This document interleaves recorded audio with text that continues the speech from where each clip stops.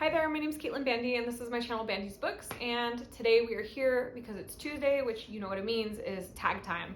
I was tagged yesterday in a video by Greg. The tag is called the Finish That Book tag, and there's some question on who the original creator of this tag is. If I'm able to determine somebody as an original creator, I will definitely tag it below, but for now it's unknown. So let's just jump straight into this and start discussing. Question 1, do you keep a list of books that you've read? So ideally I would, in a perfect world, review everything that I read throughout the year, but I never ever do. I'm really good at like getting my reviews written from like January through March, and then eventually I fall off. I feel like I get like too backlogged and I can't keep up with it. So I did start myself a spreadsheet last year where I write down the name of a book, and then I have like a column for Readerly, Storygraph, and Goodreads, and I check them off as I put my reviews in. So that way I can catch up my reviews at some point if I ever have the time and the energy for it. But it is functioning basically as a master list of books that I've read in the last year or two. I wish I would have started it sooner because now it's like hard for me to remember what I read, in years past. Question 2, what stats do you record? I don't really record any stats on my own. There's different apps that I use that record stats for me. So like when I'm keeping up with my reviewing on Storygraph, it provides me all sorts of data on like genres read, moods, pace, length of books, formats read, things like that, which are all really cool to analyze.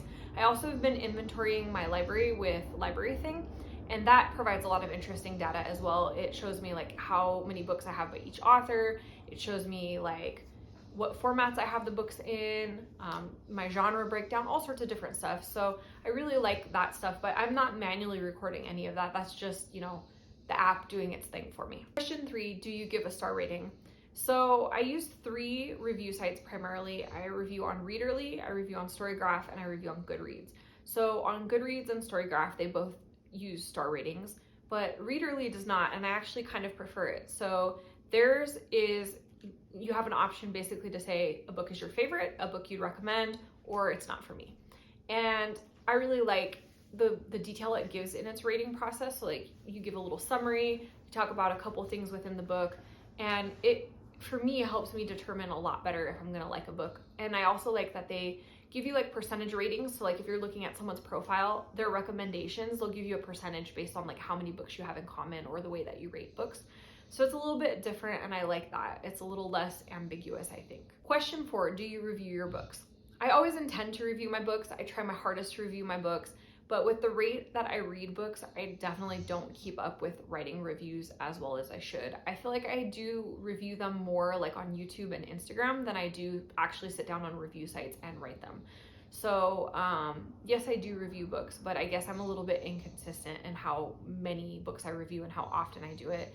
I do always try to tell myself each year that I'm going to be better at keeping up with it, and then somehow inevitably I get to the middle of the year, I feel bogged down, I feel super intimidated by the amount of reviews that I have to catch up on, and I kind of just give up on trying to catch up on them. Question 5, where do you put your finished books? That depends. If it's a 4-star or above and it's a book that I really, really love and feel strongly about and want to keep, then it goes on my bookshelves.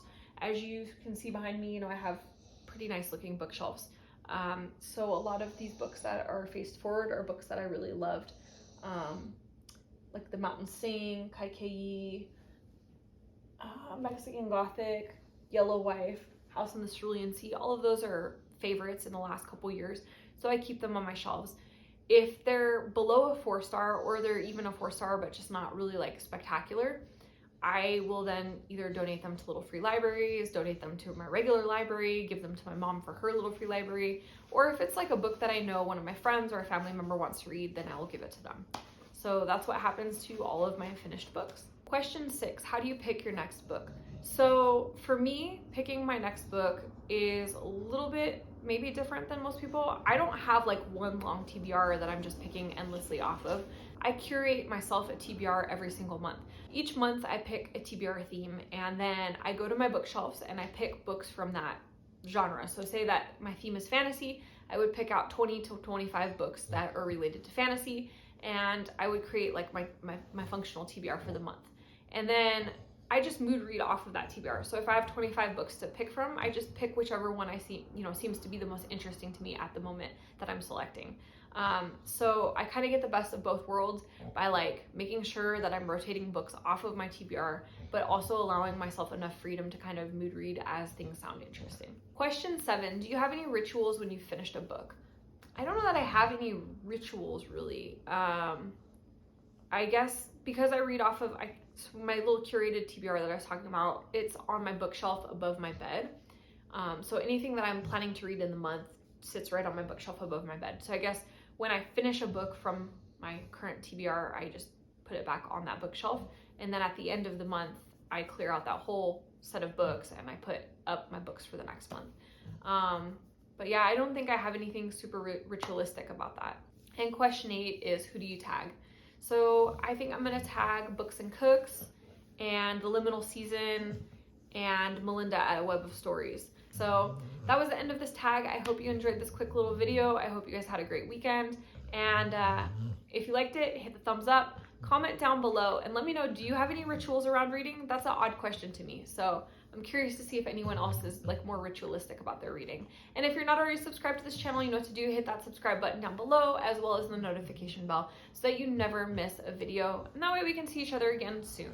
Thanks so much for joining. Bye.